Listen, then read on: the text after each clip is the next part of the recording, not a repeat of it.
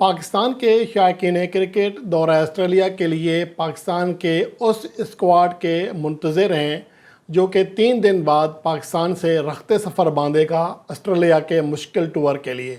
और उससे भी बड़ी जो इंतज़ार की चीज़ है वो ये है कि देखना ये है कि इस स्क्वाड में शामिल खिलाड़ियों की भाग दौड़ किसके पास होगी, यानी कैप्टन के कौन सा नया होगा, क्योंकि बाबर आजम जो हैं ऑलरेडी रिटायरमेंट ले चुके हैं वाइट बॉल की कैप्टनसी से।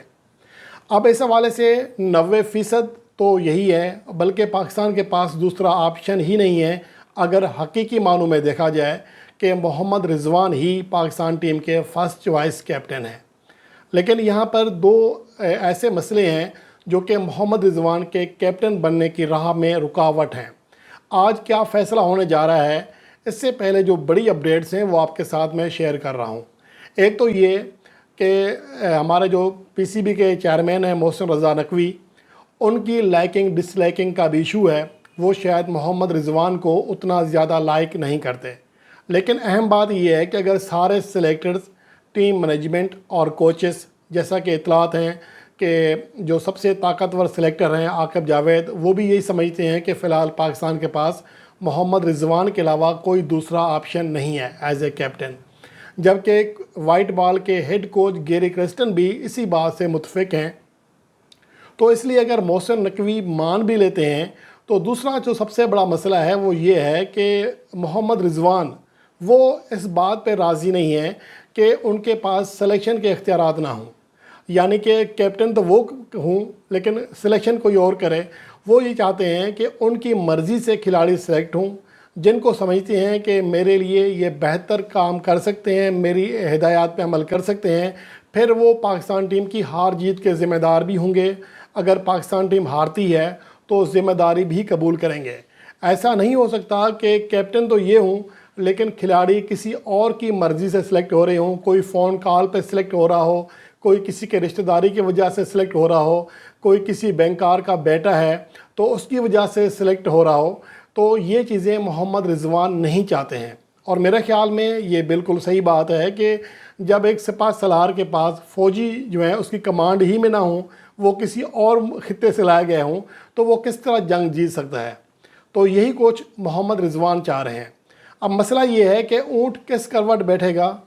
क्या मोहम्मद रिजवान लचक दिखाएंगे कि क्या वो वोट दे सकें सिलेक्शन के मामलात में, यानी कि सिलेक्शन में उनका अमल दखल हो, या फिर पाकिस्तान की टीम मैनेजमेंट पीसीबी इस हवाले से लचक दिखा सकता है कि चलें मोहम्मद रिजवान को सिलेक्शन के मामलात में भी अमल दखल की इजाज़त देते हैं, उनका भी एक असर रसूख होना चाहिए। ये दो ऐसी चीज़ें हैं जिसका जवाब ना होने की वजह से ही अभी तक नए कैप्टन का और स्क्वाड का ऐलान नहीं किया गया।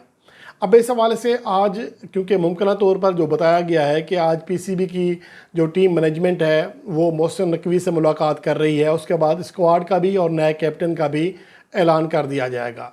फ़र्ज़ करें कि मोहम्मद रिजवान और पीसीबी के दरमियान नहीं बनती है तो पाकिस्तान के पास सेकंड ऑप्शन क्या है। सेकंड ऑप्शन के तौर पर मौजूदा वक्त में सलमान अली आगा को देखा जा रहा है। अगर मोहम्मद रिजवान कैप्टन भी बनते हैं तो वाइस कैप्टन सलमान अली आगा को बनाया जाएगा। ये अलग बात है कि वो पाकिस्तान के लिए अभी सिर्फ वनडे और टेस्ट फॉर्मेट ही खेल रहे हैं, T20 इंटरनेशनल नहीं खेले हैं, लेकिन उन्हें T20 इंटरनेशनल क्रिकेट में भी अब रोल दिया जा सकता है।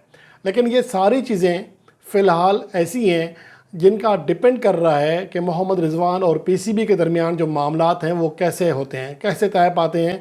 अमली तौर पर पीसीबी मोहम्मद रिजवान को कैप्टन बना चुका है क्योंकि हेड कोच गैरी क्रिस्टन ने बाकायदा तौर पर मोहम्मद रिजवान से मुलाकात की, नए प्लेयर्स की सिलेक्शन के हवाले से, आगे के फ्यूचर प्लान के हवाले से उनसे डिस्कस की है। सेलेक्टर्स ने उनसे मुलाकात की थी जो अब फारिग हो चुके हैं, अब तो नई सिलेक्शन कमेटी आ गई है। तो ओवरऑल पीसीबी ने एक तरह से मोहम्मद रिजवान को गो हेड दिया हुआ है। अब सिर्फ 10% ही इस बात का इम्कान है, अगर ऐसा हो जाता है कि मोहम्मद रिजवान के अलावा कोई और कैप्टन सामने आता है तो ये एक हैरानकुन सरप्राइजिंग फ़ैसला होगा। कराची के एक न्यूज़ चैनल पर शान मसूद के लिए भी मुहिम चलाई जा रही है कि कैप्टन बहुत अच्छा है बस सिर्फ हार जाता है, वरना कैप्टन बहुत अच्छा है, बैट्समैन भी बहुत अच्छा है बस रन्स नहीं कर पाता। उसे अगर आप तीनों फार्मेट का कैप्टन बना दिया जाए तो पाकिस्तान को वैसे रिज़ल्ट मिलेंगे जैसा कि टेस्ट फार्मेट में मिल रहे हैं। اب مجھے نہیں لگتا کہ پاکستان کو ٹیسٹ فارمیٹ میں کون سے رزلٹ مل رہے ہیں۔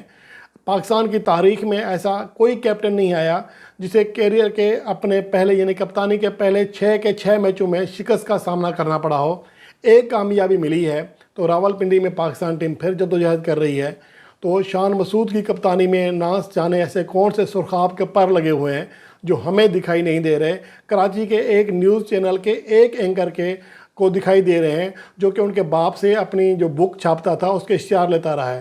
اب یہ اس کی ہی نمک ہلالی کر رہے ہیں تو الگ بات ہے، لیکن مجھے نہیں لگتا کہ شان مسعود کو تینوں فارمیٹس کا کیپٹن بنا دیا جائے، جبکہ وہ ون ڈے کافی عرصے سے نہیں کھیلے ہیں، T20 فارمیٹ میں وہ متاثر کن کارکردگی نہیں دکھا سکے تھے۔ تو یہ ساری چیزیں ہیں جو کہ ہمیں سوچنا چاہیے، صرف اپنی پسند اور ناپسند کی بنیاد پر آگے نہیں جانا چاہیے۔ آج امکان یہی ہے کہ شام تک پاکستان ٹیم کے اسکواڈ کا اور نئے کیپٹن کا اعلان ہو جائے گا، اور 90% سے زیادہ امکان یہی ہے کہ محمد رضوان کو ایز اے کیپٹن ہی لیا جائے گا، اور باقی جو پلیئرز ہیں جو چینجنگز ہونے جا رہی ہیں وہ میں نے پہلے بتا دی ہیں کہ جو نئے پلیئرز آ رہے ہیں، جس میں حسیب اللہ خان آ سکتے ہیں، محمد حسنین کے اوپر بات ہو رہی ہے، کامران غلام کو شاید ون ڈے اسکواڈ میں شامل کیا جاتا، لیکن آخری 2 اننگز کی ناکامی نے جو کہ ٹیسٹ فارمیٹ میں کھیل رہے ہیں، اس کے بعد ان کا جو ووٹ ہے یا ان کا جو سلیکشن کا پروسیس ہے وہ کسی حد تک سلو کر دیا ہے۔ البتہ کچھ اور کھلاڑی ہیں یعنی کہ جو لازمی سلیکٹ ہوں گے، اور امید تو یہی کی جا سکتی ہے کہ دورہ آسٹریلیا پاکستان کے لیے ایک نئے سفر کا آغاز ہوگا، اور پاکستان ٹیم اس بار وہاں پر بھی تاریخ میں پہلی بار T20 سیریز بھی جیتے گی، اور تاریخ میں دوسری بار ون ڈے سیریز جیتنے کی پوزیشن میں بھی انشاءاللہ آ جائے گی۔